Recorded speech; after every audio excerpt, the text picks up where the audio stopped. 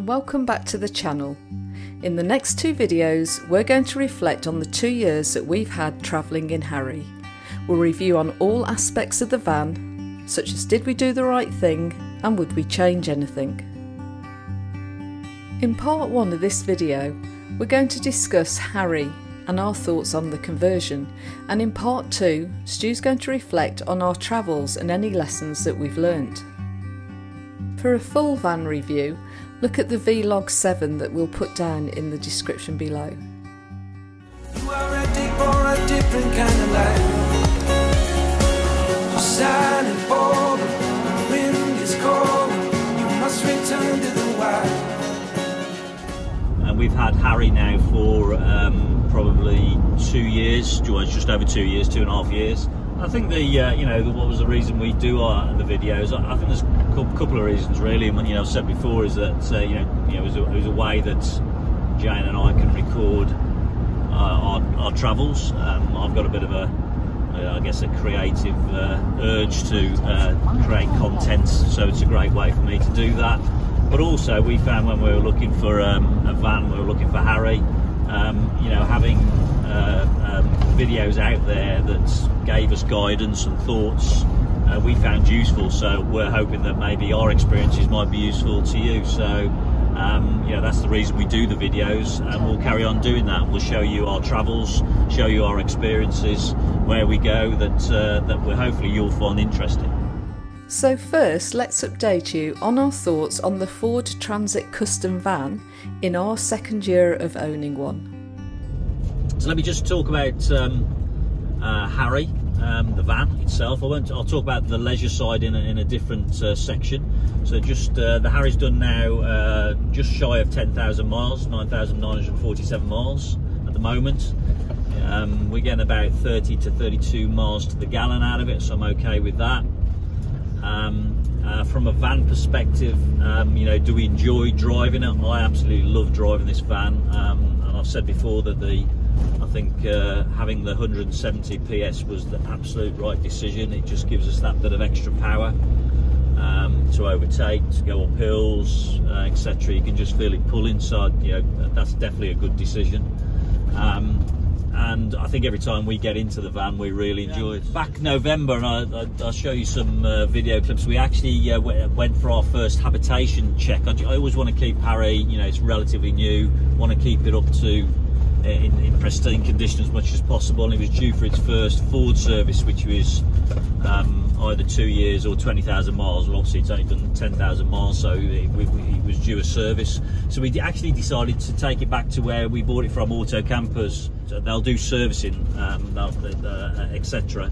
And they'll also do the habitation check at the same time. So we travelled down to Winnish early morning, took us advantage. That was back in, I think it was probably around about November time. Had a successful habitation check, nothing wrong. They flushed out all water for me, checked all the van round, etc. They did the servicing. They came across a couple of warranty jobs that they recommended I go back to Ford on because of warranty. There was a very slight engine leak on the front of the engine that they recommended, and also I was having problems with the wipers not quite doing what they should be doing. So they had a look at that and they saw there was some errors coming up on their computer. So again, they said I should be able to get that done on the warranty. So we took that back to Shropshire, and we went to Furrows in Telford, which is my local Ford dealership. Booked it in for the warranty jobs. No qualms about it. I was really pleased with the performance of the garage and that. So that's what you expect of a warranty as far as I'm concerned. They stuck at it, they got it completed, fixed it, and now it's all okay. We're back on the road. So generally more than happy with the van. I think probably what I might do is when the tyres are due for replacement, I think I'm going to change the tyres for a more of an all-terrain tyre. I don't know much about tyres and wheels, guys, so if anybody's got any tips, put them in the comments what to do. I'm not quite sure what I can put on the standard wheels I've got. Ideally I wouldn't want to spend any more money on new wheels, I just want to replace the tyres. But I want some tyres that are a bit more off-road and all-terrain. So that's what I think I'd like to do, and that's because of, you know, every now and again we go down tracks, we're on grass. I just want to have a bit more traction in those circumstances, so that's what I'll do next. Auto campers now do a longer wheelbase. I don't know, Jane, would you? No, I wouldn't. You wouldn't? No.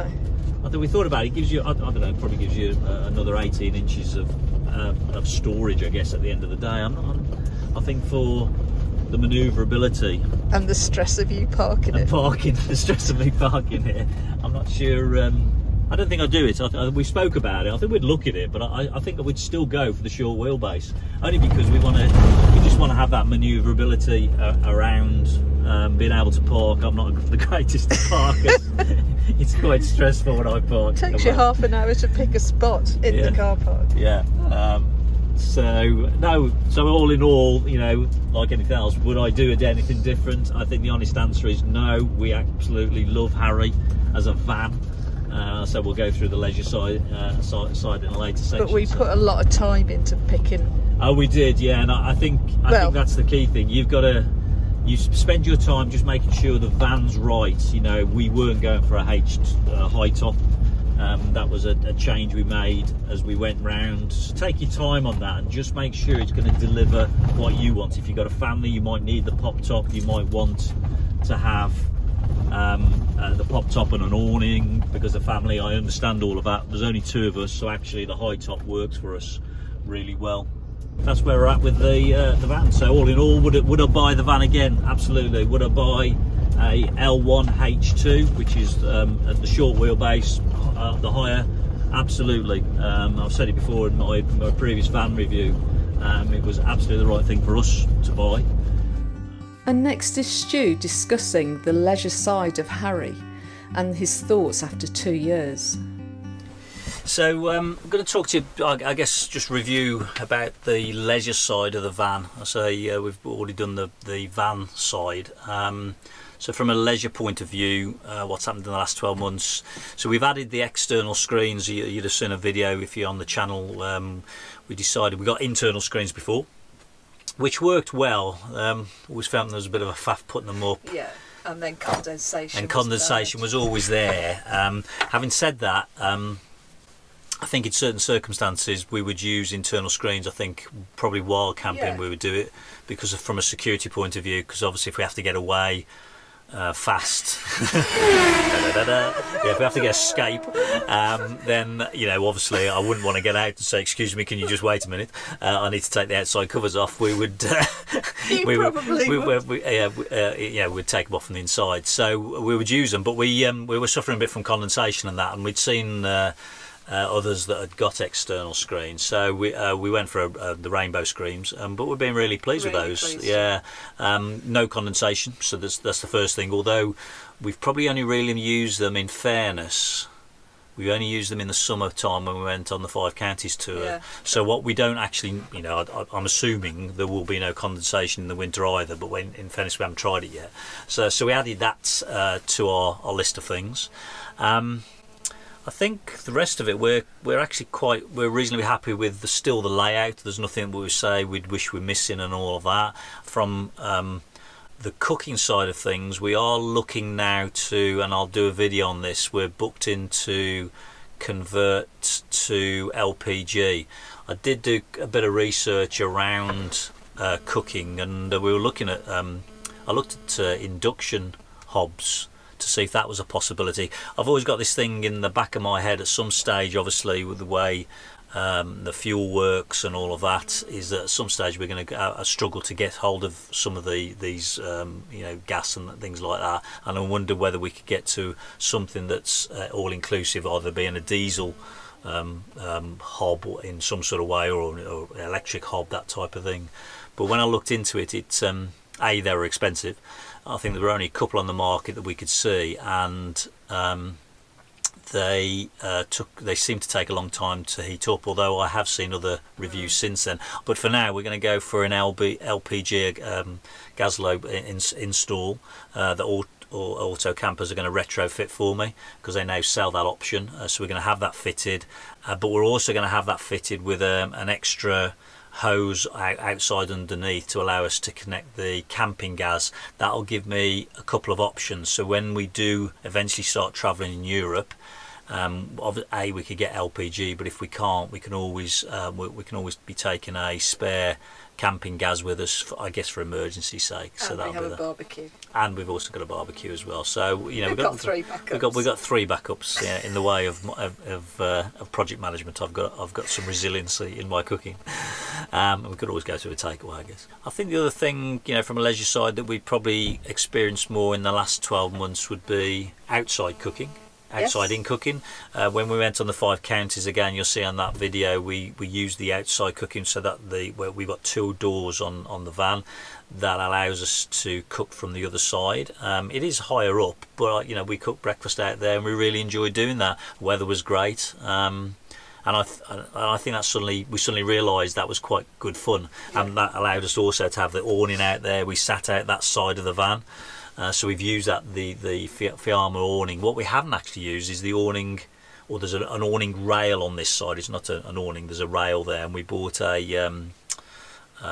sheet, I think it was from Fiamma as well, no, Campervan's it was from. It was a Campervan sail that you can put down the grid. We haven't actually used it as yet, but I suspect if we go to the hotter climates, we'll be looking for shade.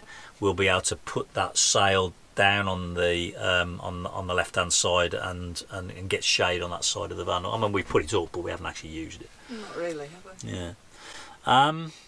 I think outside of that, I mean, I can't remember in previous videos whether we've got a couple of pockets that we've added to the side just for the iPhone more than anything else, for the phones at night. So by the side of the bed at the back there, we've added one of these pockets, and I'll put a clip in, and also by the cooking area, so where we're charging up, it's just to keep the cables off the work surface. Was always next spilling to the out and that. Yeah, so that's the only things we've really changed. I think outside of that, we haven't done anything else. The one thing that we did find, weirdly enough, was when, again, it was on the 5 counties tour.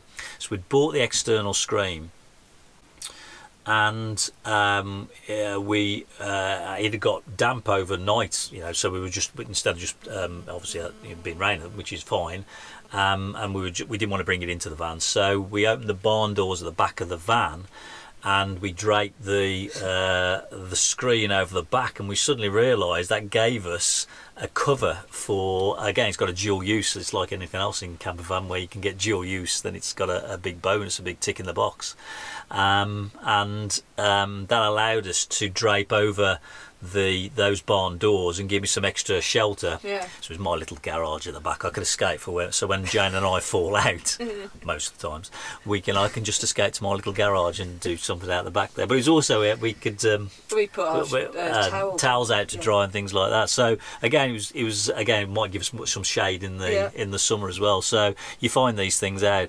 I think the only other thing to mention there is cupboards. I think it's a game that we play in Campervan of moving things around into different cupboards. We're constantly trying things out, and you know, we've moved the plates into a different location. My tech's gone into a different location, and that's 2 years on. We're still finding how to live in this van. And that's an interesting after 2 years, because it's not that big, but it's a bit like the back door. Especially with COVID, we've been like 2 idiots this morning. Well, yeah, so we've come out and we've forgot how to do stuff, to be honest. We're dropping stuff, the sausages ended up on the floor, the utensils have ended up on the floor, and so yeah, we're a bit out of sync with it at the moment, but I'm sure we'll get back into the spirit. So yeah, basically from a leisure side, I don't think we have any real issues. We wouldn't change anything fundamentally with it. You know, we sleep well. You know, with the Duvet extra mattress, you sleep really well on there. We've got enough space because the 2 seats turn round, and that gives us that extra space that way. Stu now checks out if the leisure van, also known as Harry, was the right model for us. So whilst Harry was getting his habitation check, we took advantage and had a look at some of the auto camper models on show.